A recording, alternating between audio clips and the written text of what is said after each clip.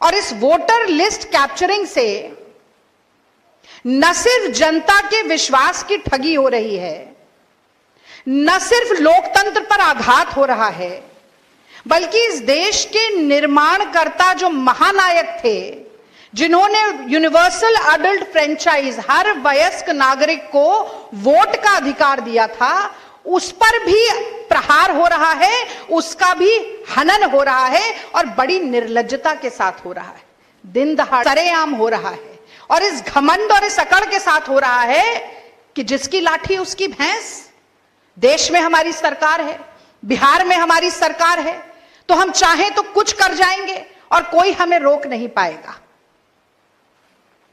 घमंड है इस बात का।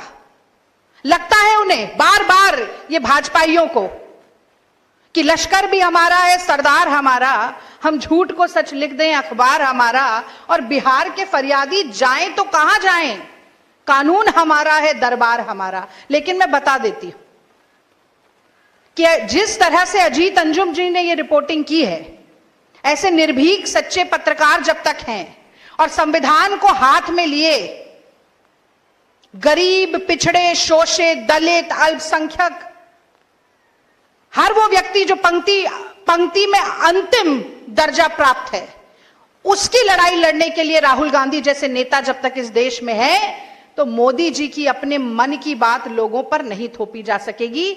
हमारे देश में जब हम राष्ट्रगान गाते हैं तो जन गण मन बोलते हैं, पहले जन आता है यानी कि जनता, फिर गण आता है, सारा महकमा उस जनता के लिए, और फिर मन आता है।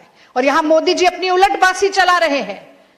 स्पष्ट है कि हारने वाले हैं बिहार का चुनाव, तो वोटरों को उड़ा दो, वोटर लिस्ट अपनी मनमर्जी से करो। और उसका प्रत्यक्ष प्रमाण हमने कल भी देखा दरभंगा में।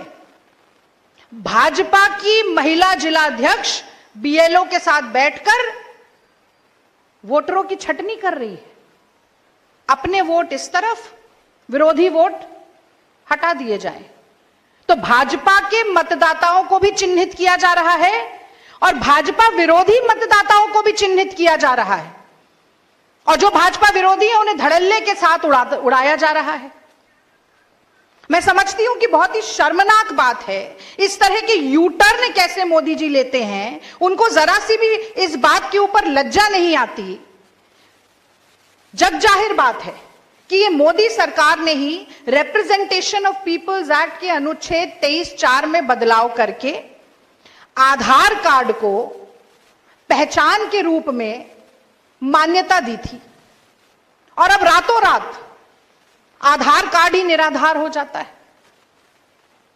वो राशन कार्ड जिसका ढिंडोरा पीट पीट के आप दिल्ली में भी सरकार बनाते हैं, आप बिहार में भी सरकार बनाते हैं, आप कहते हैं कि हम तो मुफ्त राशन देते हैं 80 करोड़ लोगों को, वो राशन कार्ड भी अब मान्य नहीं रहता है।